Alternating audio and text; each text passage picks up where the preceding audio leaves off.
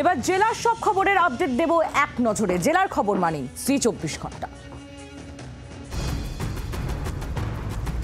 ফের মালদায় শুটআউটের ঘটনা। মালদার ইংরেজবাজার পুরসভার 13 নম্বর ওয়ার্ডের সদরঘাট পুরাটুলি এলাকায় শুটআউটের ঘটনা ঘটে শনিবার রাতে।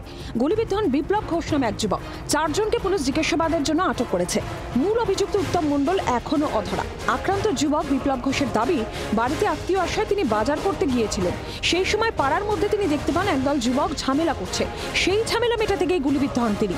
মোতায়েন করা হয়েছে পুলিশ। ইংরেজবাজার শহরের মধ্যে শুটআউটের এই ঘটনায় জেলার আইন শৃঙ্খলা নিয়ে প্রশ্ন তুলছেন বিরোধীরা।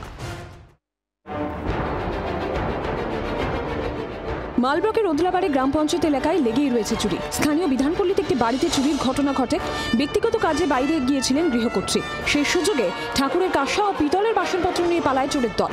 বাড়ির ভেতর ঢুকে সিঁড়ির ঘরের থেকে বাসনপত্র নিয়ে চম্পট দেয়। বাড়ির প্রধান দরজা তালা ভাঙার চেষ্টা করে চোরের দল, তবে সেই তালা ভাঙতে পারেনি। বাড়ি ফিরে গৃহকর্ত্রী দেখেন গ্রিলের তালা ভাঙা। ঘটনায় আতঙ্ক এলাকাবাসী।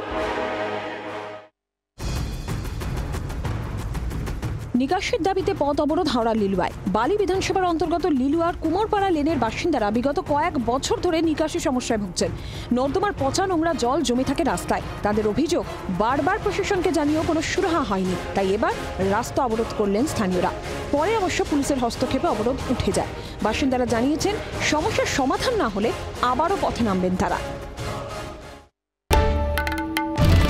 বাংলার আওয়াজ, বাঙালির আবেগ, জি 24 ঘন্টা।